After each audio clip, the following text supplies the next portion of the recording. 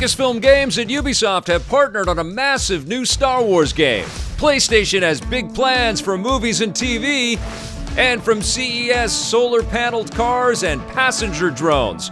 All that and the latest and everything cool today in The Rundown. Hello, my friends. Welcome to The Rundown. This one is dedicated to Jonathan McFowle, who said yesterday that The Rundown is his daily dose of happiness. I like that.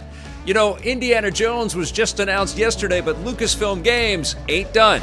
So is this going to be the thing now? We're going to wake up every day and there's going to be a new Lucasfilm announcement? I am okay with that. Yesterday we talked about the new Indiana Jones game that Lucasfilm is making with Bethesda. Today we find out that they're partnering with Ubisoft and their developer Ubisoft Massive in Sweden, who has kicked some serious butt with the Division games, on a brand new open world Star Wars game, which is going to be story-driven, narrative-driven, but it's going to be massive, as the developer's name implies. And it's also going to be an original type of game that hasn't been done before. That's what Ubisoft CEO Yves Guillemot is promising. And Julian Garrity, who is the creative director at Ubisoft Massive, is saying that this is going to be something wholly unique for the industry, and he's very excited about it. He also mentions on the Q&A that's on the Ubisoft page, talking about the specific partnership with Lucasfilm and Star Wars, that they've got a bunch of games in development at the same time, so the studio is growing, and all of the games are using the Snowdrop engine, so they're learning from each other. Massive is also working on an Avatar game, which is very interesting. I'm very curious to find out what happens with the Division franchise going forward. I happen to be an enormous fan of the Division games. I also think Massive is an incredible studio and an incredible story. They've always punched above their weight, and clearly publishers and IP holders are taking notice. I am very, very excited about a Star Wars game coming from Massive. It kind of reminds me of the early days of Pandemic having the Star Wars license and building us those original Battlefront games. And I know what you're wondering now is what happens with those Battlefront games and EA's ongoing partnership with Lucasfilm and Star Wars. And Doug Riley, who runs Lucasfilm Games for Disney, says that the relationship with EA is ongoing. They've got a bunch of games in development with EA, but they're not ready to show anything on those games just quite yet. But clearly, like I said yesterday talking about Indy, they've got a lot of irons in the fire. They recognize the breadth and the value, and I think the passion that we all have for Star Wars and now Indiana Jones, and they're making games. So I am very, very excited about this. It's not just going to be the mobile stuff. It's not just going to be the licensed stuff. There's some fun things out there like the Sims Star Wars experience, but we all want, true blue, dedicated, hardcore, awesome Star Wars experiences, and I have no doubt that Massive is a developer that will be able to deliver that. Now, speaking of movies going to video games, PlayStation wants to flip that script around. At CES 2021, PlayStation CEO Jim Ryan not only dropped details on what the PlayStation 5 is and what it's capable of and all of the cool gaming experiences that we've got to look forward to on the platform, but he also dropped some hints that PlayStation is getting very serious about movie and television adaptations based on their game properties. Now, we already know that there's an Uncharted movie that stars Tom Holland and Mark Wahlberg that's coming out later this year. Ruben Fleischer is the director on this movie, and it, of course, picks up on all of the Nathan Drake adventures out there. I am looking forward to this flick. I hope they don't drop the ball. But the other exciting project that we already know about is the Last of Us television show that's coming to HBO. Craig Mazin, who was the showrunner on Chernobyl, which is an unbelievably good show, but it's so harrowing, is going to be the showrunner on The Last of Us. He's going to be working with Neil Druckmann and company over at Naughty Dog to make sure that the show honors all of the fine work that's in the games.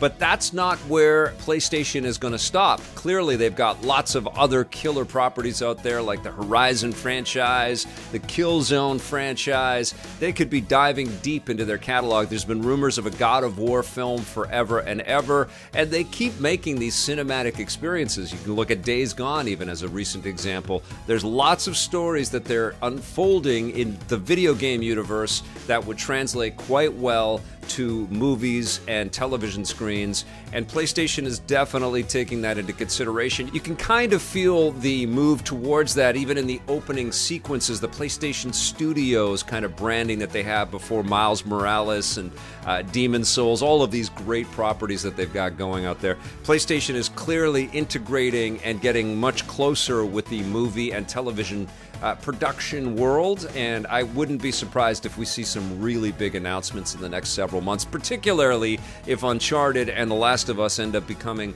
incredibly successful, and here's hoping. My fingers are crossed for both of those projects. We did get that Ratchet & Clank animated movie not too long ago, which was okay, but clearly the stories and the characters and the world building that's been going on with PlayStation Studios across the world are so ripe for translation and adaptation, and I think that's exactly what we're going to be able to see.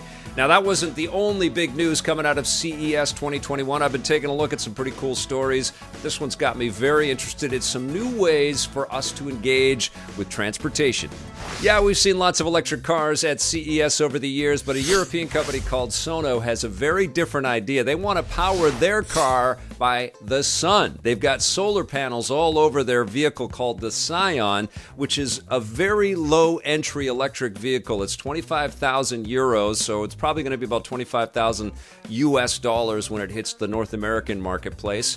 And the whole concept behind the car is that you just leave it out in the sun and it will charge that way. You can also plug it in and charge it kind of like all the other electric vehicles that are out there. They also have some interesting ideas about car sharing so that the car can sort of be in a community and be earning the user money back, which is kind of cool through the app that they have out there. And you can also share power. So if your Scion has power, you can share it with another Scion car. Now, the whole idea of the Scion being solar powered is super cool, but we've seen some of these smaller scale companies come up with great ideas that maybe take a long time to come to market or have a tough time kind of finding their audience out there. It's very exciting to see a company as large as GM getting behind electric vehicles and different ways to think about transportation. They have a VTOL, a vertical takeoff and landing passenger drone that they were showing off in a conceptual stage at CES this year. And they envision a future where we're going to be leaving our offices at work downtown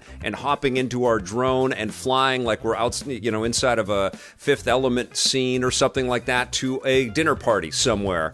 And it's just so surreal. It's absolutely the future that we all want, this concept of flying highways and things like that. That's what GM is kind of working on. We'll see if this all comes together. Obviously, safety is a huge component of this concept because it's got to have sensors all over it for buildings and navigating above the ground and not crashing, and safety is going to be a big concern for everybody. But it's very cool to see a company as large as GM getting serious about electric vehicles and innovative transportation concepts like this VTOL passenger drone.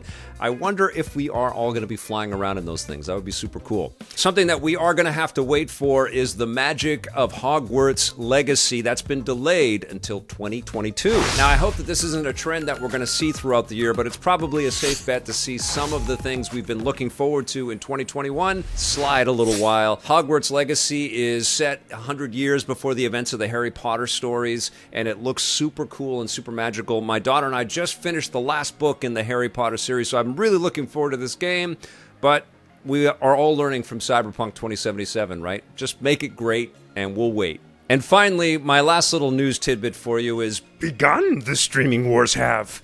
Yes, Netflix is feeling the heat from companies like Disney Plus and HBO Max out there, and they are doubling down on the investments that they're making into new content. They are promising a new movie every week on their service, and some recent ones that have kind of popped up are Penguin Bloom starring Naomi Watts, Malcolm and Marie starring Zendaya and John David Washington, and Outside the Wire starring Anthony Mackie. I haven't seen any of these movies, but I am looking forward to catching some of them, and it's also cool to see Netflix doing everything they can to keep their subscribers entertained this year. And speaking of subscribers, Disney Plus has got WandaVision coming out on Friday, and to help celebrate, they partnered with EP on a cool contest that you can enter on our Facebook page. That's facebook.com/electricplayground. Please go there and answer the question, and I'll pick the winner on Friday's show. Thanks for watching today, everybody. I'll be back tomorrow with a brand new episode. Thank you to our EPN members and our subscribers, and hello to all of you new people. Thanks for supporting EPN. We will see you tomorrow, and until then, play forever.